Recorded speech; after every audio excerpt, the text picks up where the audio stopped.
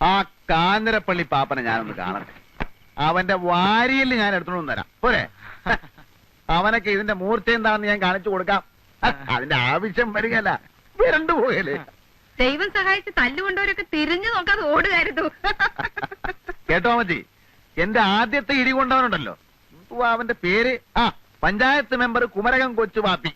അവൻ ഒരു 6 മാസമെങ്കിലും ആശുപത്രി കിടക്കേണ്ടി വരും. അത് പിന്നെ അമ്മാതിരിയുള്ള ഇടിയല്ലായിരുന്നോ? ചേച്ചി കാപ്പിയായോ? നീ അയാളുടെ അടുത്തെങ്കിലും പോയി നിൽക്കരുത്. നിന്നാലെന്താ, അയാൾ പിടിച്ച് തിന്നളയോ? നീ പ്രായമാവുമ്പോ ആ മരം കയറി മറിയാമ്മയെ പോലെ ആവുന്ന ലക്ഷണമാ. നാ കൂപ്പി. ഇതുവരെ നീ എന്താ കല്യാണം കഴിക്കാതിരുന്നത്? ഞാനൊരു അനാഥനും പോക്കിരി ആയതുകൊണ്ട് എനിക്കാരും പെണ്ണ് കയറിയാലും ഞാൻ എന്നാ ചെയ്യാനാ? എന്നാലും ഒരു പെണ്ണൊക്കെ വേണ്ടേ? ഓ, 2-3 പെണ്ണുങ്ങളുടെ കൂടെ ഞാൻ പുറത്തതാ, ഒന്നും ഗുണമില്ല. കുറെ എണ്ണ എന്നെ ഇട്ടേച്ചും പോയി, ബാക്കിയുള്ളതിനെ ഇട്ടേച്ചും ഞാൻ ഉഞ്ഞു പോകുന്നു. നിന്നെ മഹറോൻ ചെല്ലേണ്ട ജാതിയാണല്ലോടാ. അതിന് മഹറോൻ ചെല്ലാൻ ഞാൻ പള്ളി കയറിയിട്ടുണ്ട്. നിനക്ക് ദൈവവിശ്വാസം ഉണ്ടോ? നീ കമ്മ്യൂണിസ്റ്റ് ആണോ? ഞാൻ കമ്മ്യൂണിസ്റ്റും അല്ല കോൺഗ്രസും അല്ല. കുറച്ച് സ്ഥലം വാങ്ങി മാന്യമായിട്ട് ജോലി ചെയ്ത് കുടുംബത്തിൽ പറഞ്ഞ ഒരു പെണ്ണിനെയും കല്യാണം കഴിച്ച് സുഖമായിട്ട് ജീവിക്കണമെന്ന് തന്നെ കുഞ്ഞച്ചന്റെ ആഗ്രഹം. പക്ഷെ അതൊന്നും നടക്കുന്ന ലക്ഷണമില്ല. ഇനിയും വരാം. നീ ഇപ്പൊ എവിടാ താമസിക്കുന്നേ? താമസിക്കാനൊന്നും ആയിട്ടില്ല, അന്വേഷിച്ചോണ്ടിരിക്കുക. ഈ കാഞ്ഞിരപ്പള്ളി പാപ്പന്റെ അവിടെ തരാമെന്ന് പറഞ്ഞതാ. ഇനിയിപ്പൊ ഈ അവിടെ ബഹളമൊക്കെ ആയ സ്ഥിതിക്ക് വേറെ എവിടെയെങ്കിലും നോക്കണം. ഓ, ഞാൻ വരട്ടെ മച്ചേ. എന്നാ ചെല്ല്. കേട്ടോ, എനിക്കൊരു ബുദ്ധി. പെൺബുദ്ധി പിൻബുദ്ധി എന്നാ പറയുന്നത്. എനിക്ക് ഈ വർത്താനം പിടിക്കത്തില്ല കേട്ടോ. ഇപ്പൊ തന്നെ കാഞ്ഞിരപ്പള്ളി പാപ്പൻ ബഹളം ഉണ്ടാക്കി. ഇതുകൊണ്ട് ഇത് തീർന്നെന്ന് വിചാരിക്കാവോ? ഇല്ല. ഈ ചായപ്പ് ഏതായാലും വെറുതെ കിടക്കില്ലേ. മോളിക്കുട്ടിയുടെ കല്യാണം കഴിയുന്നിടം വരെ ഇവനെ കെട്ടി താമസിപ്പിച്ചാലോ? എടി, ആൾക്കാര് കെട്ടിക്കാറായ 2 പെൺപിള്ളേ. അതേ, എന്റെ പിള്ളാരാ, അവര് പിഴക്കത്തില്ല. നമ്മുടെ വീട്ടിൽ കടിക്കുന്ന ഒരു പട്ടിയെ വളർത്തുന്നുണ്ടെന്ന് വിചാരിച്ചാ മതി. അവൻ അവിടെ കിടന്നേച്ചു എഴുന്നേറ്റ് പോന്നെ പൊയ്ക്കോട്ടെ. ഞാനൊന്ന് ആലോചിക്കട്ടെ. ഒന്നും ആലോചിക്കണ്ട, ഞാൻ ആലോചിച്ചു.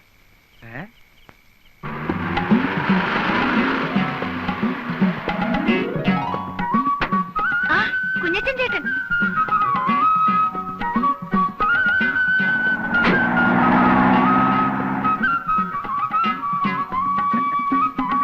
ആ സാധനങ്ങളൊക്കെ ഇടയ്ക്ക് വെക്കണാവേ.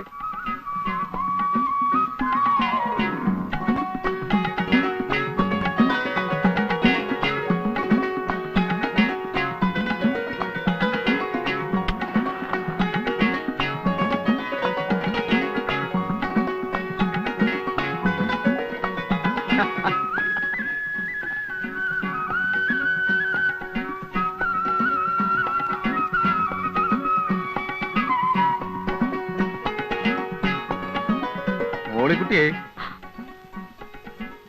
അമ്മച്ചിയൊക്കെ അങ്ങോട്ട് വന്നല്ലോ. ഞാനതിന് അമ്മച്ചിയെ കാണാൻ വന്നതല്ല. പിന്നെ എന്തിനാ ഇപ്പൊ ഇങ്ങോട്ട് വന്നത്?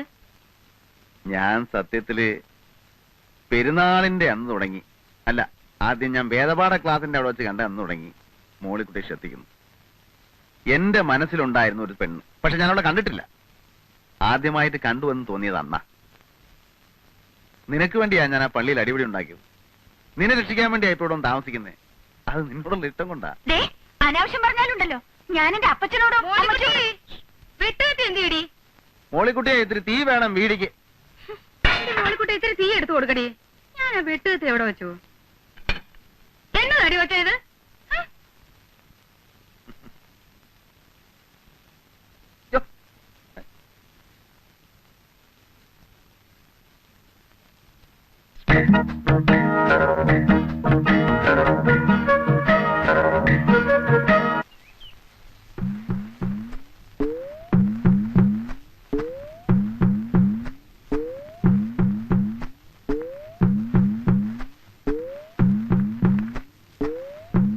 ഈ പ്രിൻസിപ്പൽ കുഞ്ഞച്ചൻ സാറിന്റെ വീടല്ലേ ഇത്? നീ ഏതാ? ഞാൻ പിന്നെ ഇത് എന്താ അവിടെ ഒരു ശബ്ദം? അതെ, ഇച്ചിരി തേന മലന്തേൻ. ഈ ജയിലിൽ സിമന്റ് തറയല്ലായിരുന്നു. ഒരു 3-4 കൊല്ലം അങ്ങോട്ട് കഴിഞ്ഞപ്പം വാദത്തിന്റെ ഒരു ഇളക്കം. അപ്പൊ എന്റെ കൂടെ ജയിലൊരു വൈദ്യരുണ്ടായിരുന്നു. പുള്ളിയും ജീവപര്യന്തവാ. ഇറങ്ങിക്കഴിഞ്ഞാ ഉടനെ തേനും ചെറുനാരങ്ങയും ചേർത്ത് കഴിച്ച വാദത്തിന് ഫസ്റ്റ് ആണെന്നാ പറഞ്ഞത്. വാദത്തിന് ഇതൊക്കെ മതിയില്ലേ? ആർക്കറിയാം ഇതൊക്കെ? എടാ കുരുത്തം കെട്ടവനെ വിളിച്ചു കൂവിയാണാടാ കൊണ്ടുവരുന്നത്. ഇത്രയും വലിയ കൊടിമൂത്ത ചട്ടം പേടിച്ചിട്ട് കള്ളു കുടിക്കണമെങ്കിൽ അത് പാത്തം വന്നിയാന്ന് ഞാൻ അറിഞ്ഞ. കൊണ്ടുവരങ്ങാൻ ഓ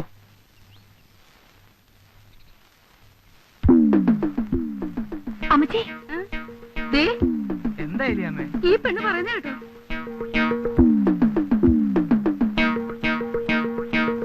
കുഞ്ഞച്ചാ, അതെ, വാദത്തിന് വൻതേനും കുറുന്തോട്ടിയും പിന്നെ ഇളങ്കള്ളും കൂടെ ചേർത്തിട്ടൊരു ഒരു അല്ല, ഈ ഇളങ്കള്ളിനകത്ത് കുറുന്തോട്ടിയും കൊട്ടൻ ചുക്കാതിയും കൂടെ ചേർത്തിട്ട് വേറൊരു തരം മതിയടാ. കുഞ്ഞച്ചോ, കുഞ്ഞച്ചനെ എവിടെ കയറ്റി താമസിപ്പിച്ചു എന്നുള്ളതും ഞങ്ങളൊക്കെ നന്നായി പെരുമാറുന്നു എന്നുള്ളതും നേര് തന്നെയാ. കെട്ടുപ്രായമായ പെൺകൊച്ചുങ്ങളുള്ള വീടാ.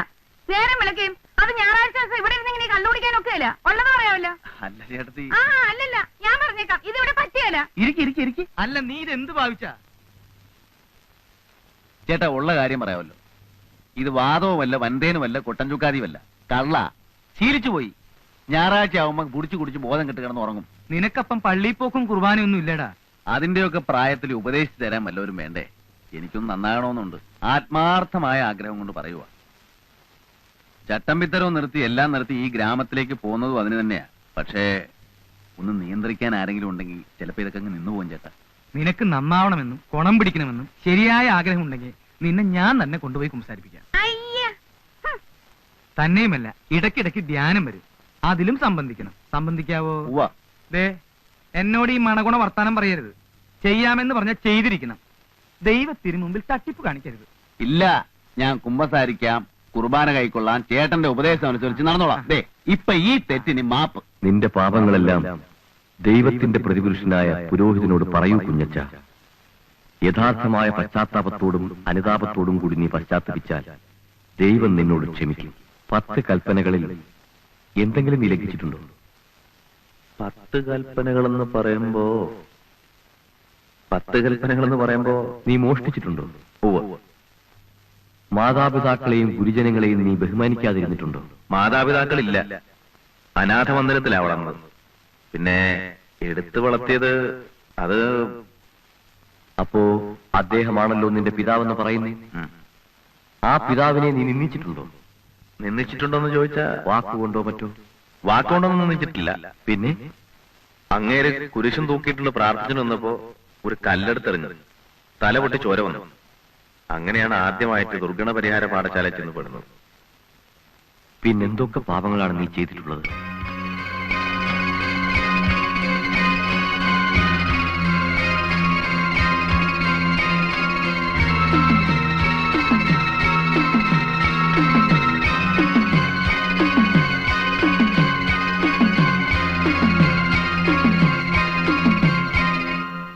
എല്ലാം പൊറുക്കുന്നവനും മറക്കുന്നവനുമായ സ്വർഗസ്ഥനായ ഞങ്ങളുടെ പിതാവേ, അങ്ങയുടെ കുഞ്ഞാടായ ഈ മഹാപാപിയോടും അങ്ങ് ക്ഷമിച്ചു കൊടുക്കണമേ.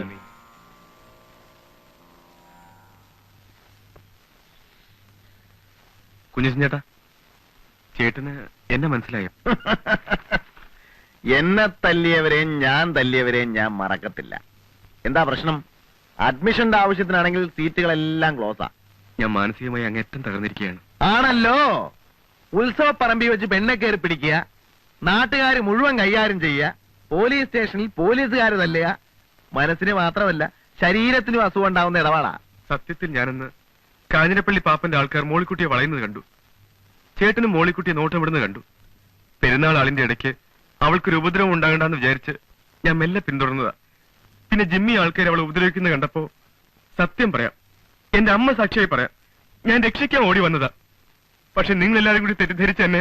അയ്യോടാ, അമ്മയല്ല, താൻ അമ്മുമ്മയെ കൊണ്ട് ആണായിട്ട് പറഞ്ഞാലും ശരി, ഞാൻ വിശ്വസിക്കത്തില്ല. ഞാൻ ഇതൊക്കെ ഒരുപാട് കണ്ടതാടോ. ഉത്സവപ്പറമ്പിലും ആറാട്ടിനും പെരുന്നാളിനും ദീപാരാധന തൊഴുന്നിടത്തും പെമ്പിള്ളേരെ തൊട്ടും തലോടിയും തോണ്ടിയും തല്ലിയും തല്ലുകൊണ്ടും ഒക്കെ എനിക്ക് നല്ല ശീലമാ. അങ്ങനെയുള്ള അവസരങ്ങളിൽ പിടിക്കപ്പെടുമ്പോ ഞാനും ഇങ്ങനെ ചില്ലറ കള്ളങ്ങളൊക്കെ പറയാറുണ്ട്. ചേട്ടാ, മിണ്ടിപ്പോരുത്. ആ പെണ്ണെ താനങ്ങ് മറന്നുകളാ. അവക്കിപ്പോ വേറെ ചില കല്യാണാലോചനകളൊക്കെ വരുന്നുണ്ട്. തന്നെയുമല്ല, അവക്കിപ്പോ തന്നെ കണ്ണെടുത്താ കണ്ടുകൂടാ. മോളിക്കുട്ടിയെ നേരിട്ടൊന്ന് കണ്ട് ആ ഏരിയയിലെങ്ങനെ കണ്ടാ നിന്റെ കൈയും കാലും ഞാൻ തല്ലി ഓടിച്ചു കളയും. ചേട്ടാ, ഒരു പെണ്ണിന് തന്നെ ഇഷ്ടമല്ലെന്ന് പറഞ്ഞാൽ പിന്നെ തനിക്കും തലത്തൊരു സൂക്കേട്. അവക്ക് തന്നെ ഇഷ്ടമല്ല പോരെ. എടോ, തന്റെ അപ്പന് നല്ല കാശും സൗകര്യവും ഒക്കെ ഉള്ള ആളല്ലേ. വേറെ ഏതെങ്കിലും പെണ്ണെ തപ്പി പിടിക്ക്. ഇത് വിട്. സമയം മെനക്കെടുത്താൻ നടക്കുന്നു. ചേടാ, എന്തൊരു ഏടാകൂടമാണെന്ന് നോക്കിയേ. ജീവിതത്തിൽ ആദ്യമായിട്ട് കാണാൻ കൊള്ളാവുന്നതും സൽസ്വഭാവികമായ ഒരു പെണ്ണ് മനസ്സിലോട്ട് കയറി വന്നതാ. അവളെ എങ്ങനെയാ ഒന്ന് വളച്ചെടുത്തൊരു ജീവിതം ഉണ്ടാക്കുമെന്ന് ആലോചിക്കുമ്പോഴാ അവന്റെ അമ്മയുടെ ഒരു ആണയിടല്.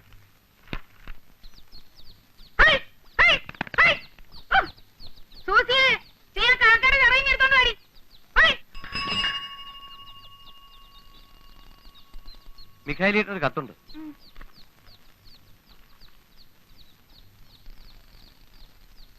ആരുടെയാടി? ഉപ്പുകണ്ടത്തിലെ അമ്മച്ചന്മാരുടെയാ. ആ, മോളിക്കുട്ടിക്ക് ഒരു ചെറുക്കനെ ആലോചിക്കുന്ന കാര്യം പറഞ്ഞിട്ടുണ്ടായിരുന്നു. പൊട്ടിച്ചേ, വേഗം പൊട്ടിച്ചങ്ങോട്ട് വായിക്കടി.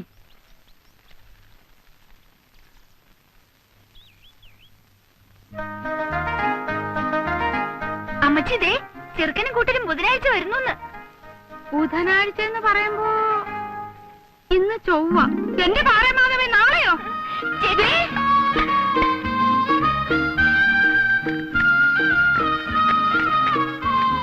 പന്നിയായി, പോത്തായി, കോഴിയായി. ആ പൊട്ടൻ രാമനോട് ഇച്ചിരി മീൻ കൊണ്ടുവരാൻ പറഞ്ഞിട്ടുണ്ട്. അവര് കിഴക്കുള്ളവരല്ലേ, മീനൊക്കെ അവർക്ക് വലിയ ഇഷ്ടാവും. എടുക്കു കുഞ്ഞിത്ത. സൂസി, ഈ കത്തൊന്ന് വായിച്ചേ. ഓ, ഇതിപ്പോ എത്രാമത്തെ പ്രാവശ്യം അപ്പച്ചാ വായിക്കുന്നത്? അതേടി, കുഞ്ഞച്ചനൊന്ന് കേക്കട്ടെ. കുഞ്ഞച്ചൻ അവൻ നമ്മുടെ ആളല്ലേ.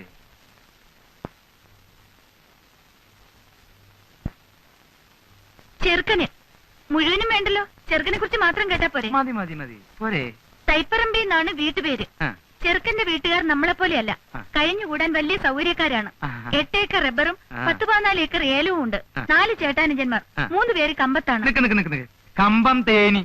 അവരവിടെ വലിയ നിലയില. ഇളയവനായ, അതായത് നമ്മുടെ മോളിക്കുട്ടിയെ കെട്ടാൻ പോണ കുട്ടിയപ്പൻ, അവൻ മാത്രമേ വീട്ടിലുള്ളൂ. ഇളയ ഒരു പെങ്ങളെ കെട്ടിക്കാനുണ്ട്. കുട്ടിയപ്പനാണെങ്കിൽ 10ാം ക്ലാസ് പാസ്സായി. അത്രയും വലിയ പഠിത്തക്കാരനാണെങ്കിലും പഠിത്തക്കാരന്റെ ഗമയോ അഹങ്കാരമോ ഒന്നുമില്ല. നല്ല പണിക്കാരനാണ്, കഠിനാധ്വാനിയാണ്. പിന്നെ ഒരു ദോഷമേ ഉള്ളൂ. അത് ഇക്കാലത്തൊരു ദോഷമല്ല. ചെറുക്കൻ അല്പം പരിഷ്കാരിയാണ്. നിർത്ത്. ഒരു ഇച്ചിരി പരിഷ്കാരമൊക്കെ ഇക്കാലത്ത് ഉണ്ടെന്ന് വിചാരിച്ച് അതൊരു ദോഷമാണെന്ന് പറയാൻ ഒക്കുമോ കുഞ്ഞച്ച? അതില്ല. നീ വായിക്ക്. പാന്റ് ഷർട്ടുമേ ചെറുക്കൻ ധരിക്കൂ. സിഗരറ്റ് വലിക്കും. കള്ളുകുടി, പൊടിവലി, കണ്ടമാനമുള്ള നടപ്പ്, അങ്ങനെയുള്ള ദുശീലങ്ങളൊന്നുമില്ല. പിന്നെ പരിഷ്കാരിയായ ഒരു ചെറുക്കനെ ആയിരിക്കുമല്ലോ മോളിക്കുട്ടിക്കും ഇഷ്ടപ്പെടുക. ഏതായാലും പയ്യനെ നിങ്ങളൊന്ന് കണ്ടു നോക്കുക. ശേഷം കാഴ്ചയിൽ എന്ന് കർത്താവിന്റെ ഐക്യത്തിൽ സ്വന്തം കോര. നല്ല പയ്യനാണെങ്കിൽ നടക്കട്ടെന്നേ. മോളിക്കുട്ടിയുടെ ഇഷ്ടമാണല്ലോ പ്രധാനം. പിന്നെ മോളിക്കുട്ടി ഇഷ്ടപ്പെടും പരിഷ്കാരിയാവുമ്പോ.